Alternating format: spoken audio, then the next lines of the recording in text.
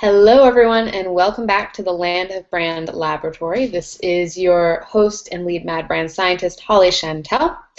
And if you've never joined us before, we meet every Wednesday at 12 o'clock Eastern Time, and we talk about different topics in branding. So how to build a brand that is unique and allows you to get your message to the masses. And we've been off for the last 2 weeks because I was moving to the great state of New Hampshire. I am settled in now and we are ready to get back in action. So I've missed you all dearly, and I'm glad that we're all back. If you've never joined us before, we're going to talk a little bit about our topic today, and then we'll have time at the end for questions and discussion. So if you have any particular questions as I'm going along about today's topic, which is sales conversations, or you have something that you would like to add from your experience, we want to hear from you. This is a community, and we love to hear other opinions and other experiences, as well as questions to see so that we can all share information and what's working, what's not working, and that kind of thing. And so let's go ahead and get started. Oh, if you're listening to this on YouTube or you're listening to the replay, you can sign up at thelandofbrand.com for reminders so that you don't miss a week and you know what topics are coming up. Let's go ahead and switch over to the presentation.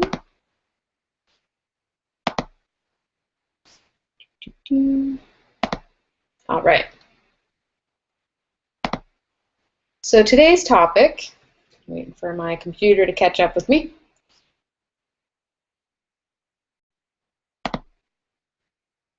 Yep, as always, it skips a slide.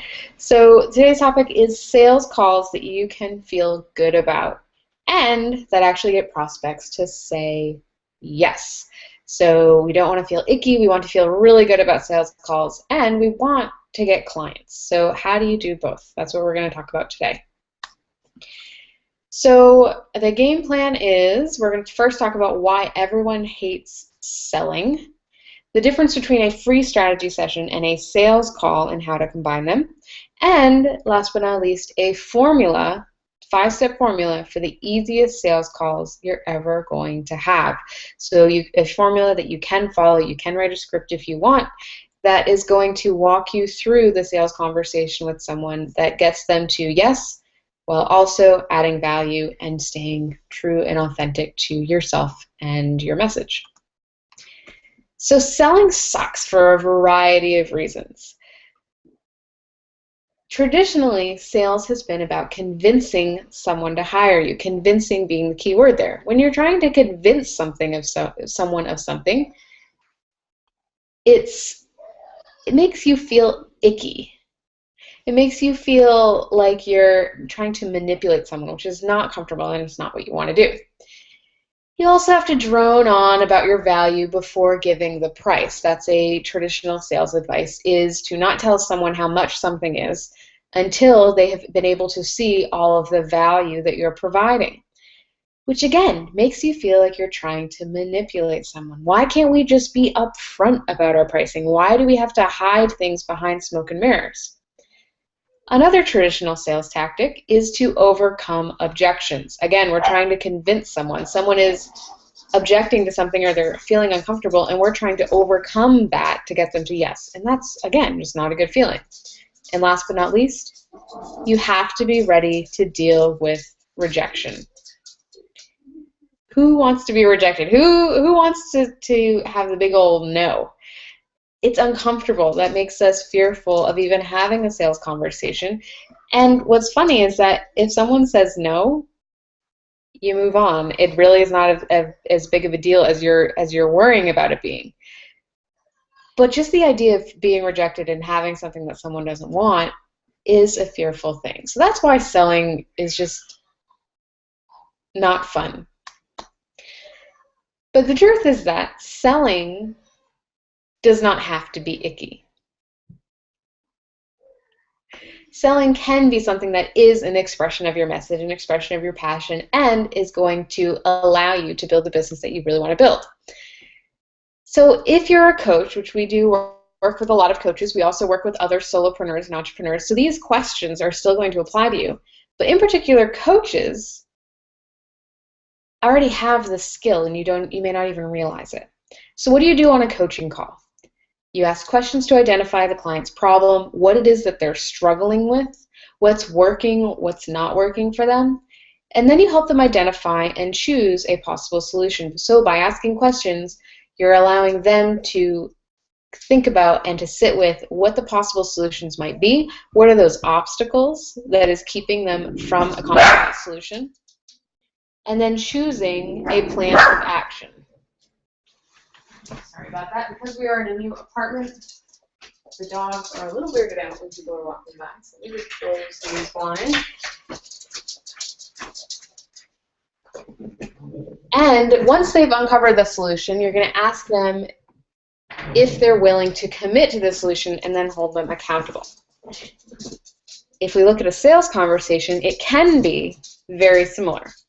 So in a sales conversation, you're asking questions to identify your prospect's problem. You're helping them identify what the gap is between where they are now and where they want to be. So what is the obstacle that has been holding them back from achieving the result they desire? Then, in a sales conversation, you're presenting your solution to fill that gap. Or, in the formula that we're going to talk about, we're actually going to get them to present the solution for you. So you're not having to try to convince someone. Instead, they're describing exactly what they want, which is going to coincide nicely with what you have to offer. You ask them if they want help with the solution, and then you follow up. So if they would like your help and your aid into getting the results that they desire, and then either it's a yes right then, and they sign up and you're good to go, or you follow up with them in a very authentic way and allow them to, make the decision on their own terms. We don't need to be pushy in order to get the sale. So especially if you're a coach, I want you to say bye-bye to free strategy sessions. So a coaching call, kind of we were talking about the, how a sales conversation works. A lot of times we try to cloak that in a free strategy session. A free strategy session is basically free coaching. That's what the client is expecting, or their prospect's expecting, and it's not going to serve either of you. And here's why. First, it's not going to serve them because you may be giving them a solution or an answer to one of their problems, but they're probably not going to be able to implement it on their own without your help and guidance as they go along, and the accountability piece. It's not going to serve you because you are spending your time giving away your valuable knowledge, and you're not getting the sale. You're not getting them to sign up for your programs. But the thing is you want to demonstrate what a great service provider you are, what a great coach you are. So that's the difference between vanity and effectiveness. Putting yourself out there to show kind of how awesome you are and how you are such a great coach, you're such a great service provider, is vanity.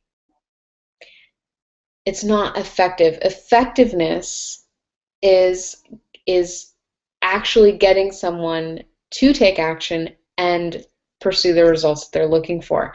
And by giving them the answers on a free strategy session, you're not doing that. You are demonstrating how awesome you are, and they may love you for it, but unless they're working with you to get that result, they're probably not going to get as far as they could on. They're not getting as far as on their own as they could if they were working with you. I almost said that backwards. So you can still be helpful without giving away free coaching, which we're going to talk about in this sales conversation. Just helping someone become aware of what the obstacles are that are holding them back and what the possible solutions look like is going to be very helpful to them. That in itself is going to be giving high value. And you're not giving away anything. You're not giving away any free coaching. You're just helping someone come to the realization of where they are and where they could be and how they could get there. The other thing is how you manage your sales process affects your brand perception. So if you are offering free strategy sessions, you're giving away free coaching, you are then devaluing all of your other programs. Because if I can get 30 minutes with you for free, but yet you're going to charge me, $250 for that 30 minutes later, it doesn't really match up. You're telling me that your time is worth the $250 for 30 minutes, but you're giving it away for free. So that tells me your time is not worth that much. Or you're not valuing your time in the same ways. So how you're managing your sales process is going to affect how people perceive you and how people perceive the value of what it is you're offering. You don't see the high-level coaches, those 6- and 7-figure coaches, offering free one-on-one strategy sessions. They may offer a strategy session with someone on their team. They may do a group Q&A call that leverages their time, but they value their one-on-one time very highly, and so should you. So you don't want to offer these free strategy sessions. If you want to do some kind of consultation, for instance, at the Land of Brand, I do a free 15-minute consultation for someone that's considering our program. We go through the same formula that I'm about to show you, and it allows them to identify what the obstacles are that are holding them back, what's holding them back from overcoming those obstacles, and they do have next steps they can take, whether or not they hire us, but we're still valuing our time. They need to fill out a application, they schedule the time with us, and the expectation is that we set on these calls is that this is not just a free coaching call, this is not a free strategy session. This is a time for us to ask each other questions and see if we'd be a good fit to working together. And they know right up front that we are going to make an offer. We send them a proposal, and that's the purpose of this call. So once that's all out in the open, it doesn't feel like smoke and mirrors. It doesn't feel icky. It feels like a real conversation, and you're feeling each other out because it really is a two-way street. And that's how you want it to be. You want it to be helping them make a decision. So let's talk about the sales formula. So step number 1, and there are 5 steps if you're taking notes. So the first step is just to ask questions and listen. So this is where, if you're a coach, your question asking skills are going to come in very handy. You're going to ask them about the challenges your prospect is experiencing. So what challenges are they having? What obstacles are they facing right now that's keeping them from living the life they want? Ask what the result is that they're looking for. So what is it that they do want? What would their life look like if they were to overcome these obstacles? And as you're asking these questions, you're writing down their answers. You're taking notes on what the challenges are, what the obstacles are, and what is the big result, the big aha that they're looking for. Once you've uncovered what those results are, ask them what has been holding them up from achieving those results. So what is keeping them from getting there? A lot of times it can be that they're getting in their own way, that they are not just putting the time aside, or it could be something so simple. It could be a monetary thing. Maybe they haven't up until now had the money to invest. This comes up very common with a website. It's not coaching where someone is if someone doesn't save up to work with a life coach unless they've been following you for a while, but people do save up to be able to get a website that they really need. So it could be monetary, it could be intangible, it could be time, it could just be that they just haven't seen the value yet. And then you ask, what would the ideal solution look like? So what would have to happen for them to be able to overcome those obstacles? What kind of help are they looking for? The help that they're describing, if your brand is all in alignment and you're attracting the right people on your page, on your website that are signing up for these consultations, chances are they're going to describe your program word for word. And this is awesome because they're describing the solution they're looking for, which is exactly what your program is. You're not having to describe all that. You're not having to tell them all the sweet things that your program does, because they're describing that for you.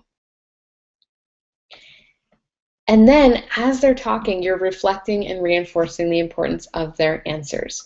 So when they're talking about the challenges they're having, you're explaining how you're reinforcing that those challenges are very common. You work with a lot of people that have those challenges because chances are they're not saying anything that's new to you. Chances are, if you've worked with a lot of clients before, a lot of these things are being repeated. You reflect how important the result is that they're looking for, what that is going to do for them. And you reinforce that the solution they're looking for would be ideal. Because in a moment, we're going to talk about your solution, which is going to be the same thing. So by reinforcing and reflecting what it is they're saying, you're letting them know they're heard, that you are listening, and that you understand what it is that they're experiencing and what they're looking for. And that goes a long way to building trust and credibility with someone to want to work with you.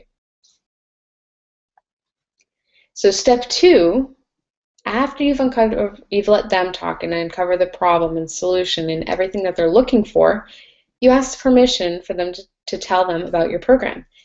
And by asking permission, you're putting the ball in their court. You're not being pushy. They know that you're going to make an offer because that's the intention of this call when you set it up, and you're taking the pressure off of both of you. So you're not getting, you're not pushing them into anything. You're basically saying, all of what you're saying. I totally hear what you're saying about the problem that you're having. I work with so many people that have that same problem. And when you can overcome that problem and get this result, and this result is the one you've written down that they want, your life is going to change so much. And I would love to help you with that. This is my favorite thing to do. And make sure that if you're saying these things that it's true. You want to be very authentic, and if you're attracting the right people, you are.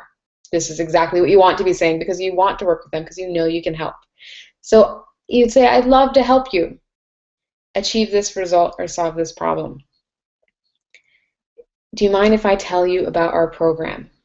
Or if you've looked at our program online, maybe you have some specific questions. Let me know if you'd like me to describe, what it is we'd be covering in detail. So when you ask permission, this is what they've been waiting for. This is why they set up the call with you. They want to know what it is you have to offer. So they're obviously going to say yes. So step 3, you pitch your program. And when you're doing that, please hold the word vomit. So you're going to tell them the results they can expect that relate to the notes you took in step 1. You can also mention past clients' experiences that relate to what they're talking about. So maybe you tell a story of a client that has been in the same place they are and the result that they experienced. And you're only going to briefly mention how.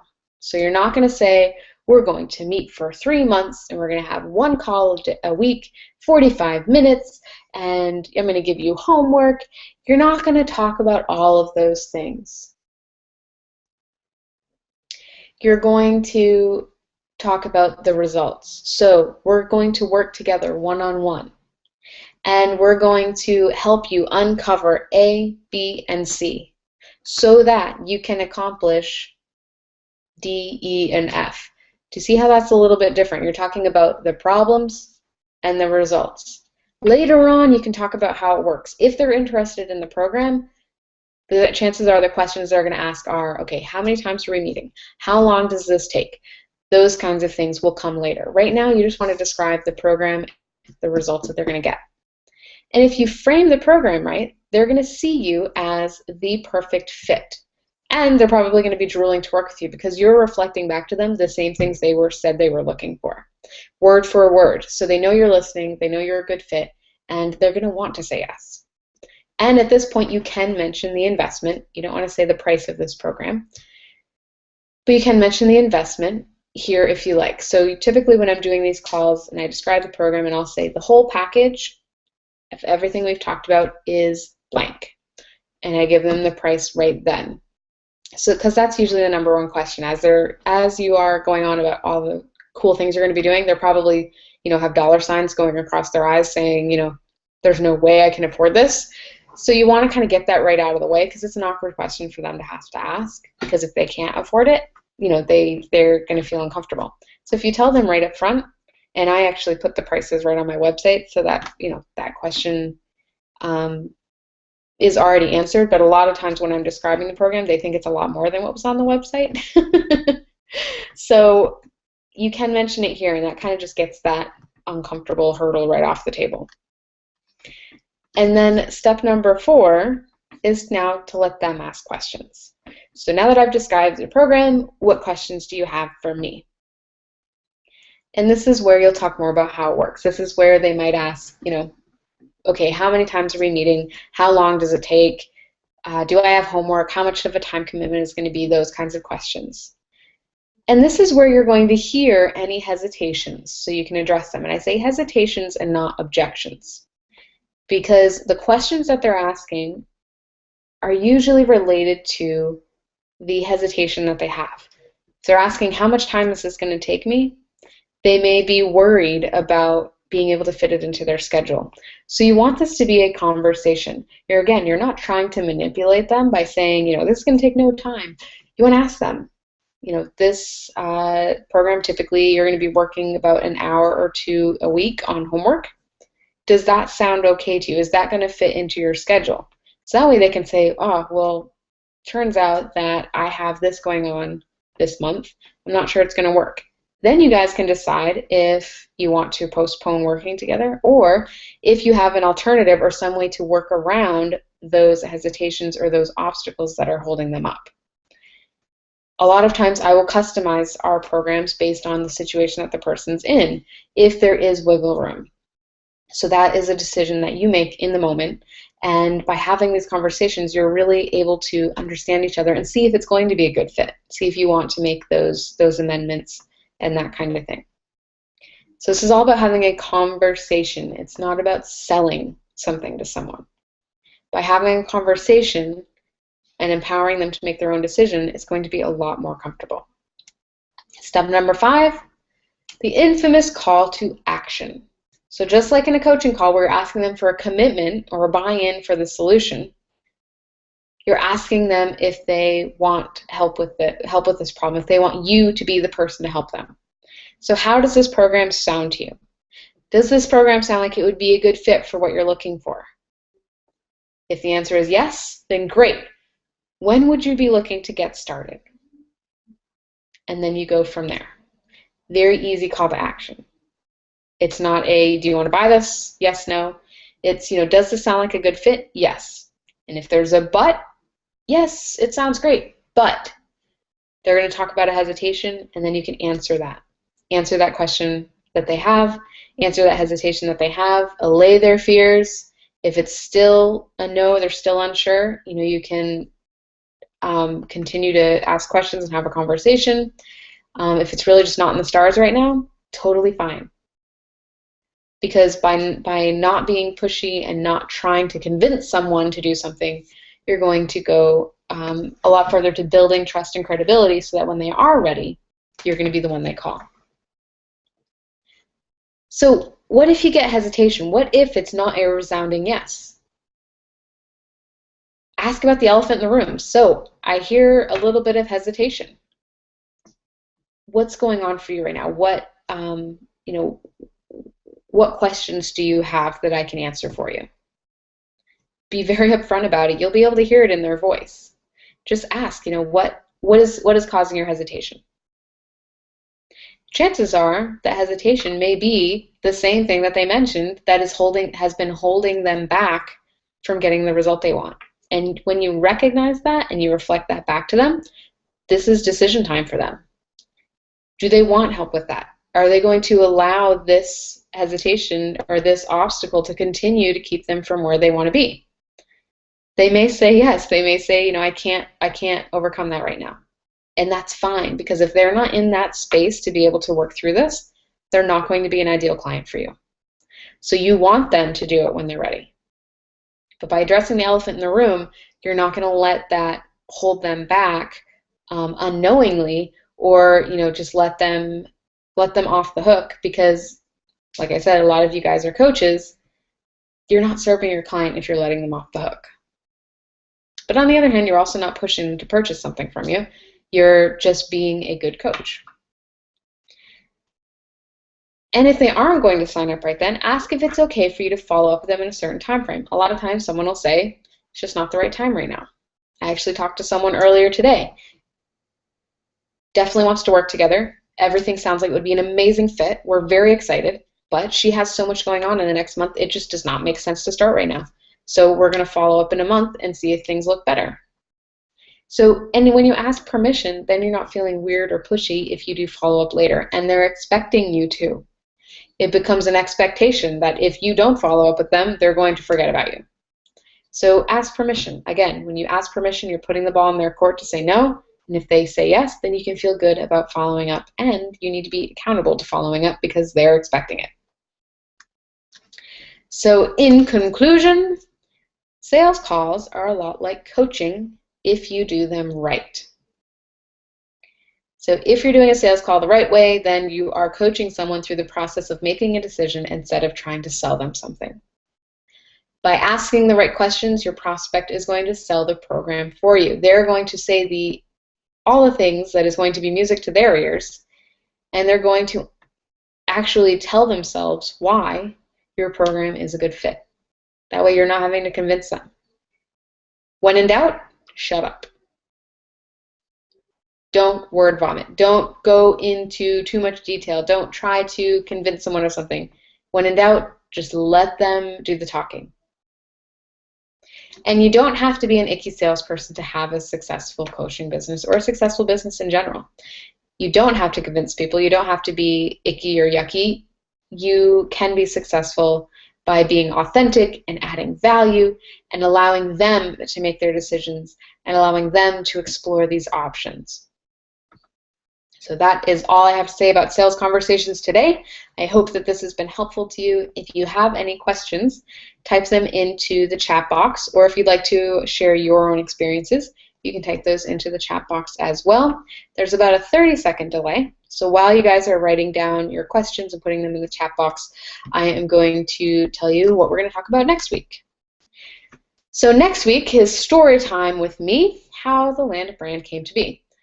And this is a little bit of an experiment myself. So the LOBoratory is all about experimenting, seeing what works and what doesn't work. And I have my own particular challenge, which is telling stories. Whenever I try to tell a story to demonstrate a point, it comes out flat. I end up stumbling. So I'm going to do an experiment of telling my personal story. And we're going to talk about kind of the background of the Land of Brand, how I came to start this business, what's made us successful, what failures we've had, so that I can get practice telling stories. You guys can get a lot of questions answered, and it's going to be kind of a two-way street here. So I want to get feedback on what the things that you guys find helpful and what you don't, and also get some practice in telling stories, because that's what this community is all about, is experimenting and seeing what's working. So you can join us next week at 12 o'clock Eastern Time on Wednesday. And as you can hear, we have not had a baby squawking today. I have a babysitter now. So now that I am in a place that I feel safe having someone in my home, we have someone here to help out with Evan, so we can really focus on your businesses and getting you the help you need to build your brand to the greatness that you want it to be. So let's go ahead and look at the comments. Kim says, thanks, this was very helpful. Judith says, thank you for your insights. So thank you both for coming. We haven't been around for the last couple of weeks, so we have not as many people on the call as we normally do, but I'm sure a lot of people will be listening to the replay, and that in the coming weeks we will start having our old community back. I don't see any questions, so I'm going to go ahead and close the call. As per usual, I will stay on the chat for just a couple minutes in case any come in, because there is a slight delay between me talking and you guys being able to see and hear what I'm talking about. So I hope you all have a fantastic week. I will see you next Wednesday, and have a happy Memorial Day. Bye, everyone.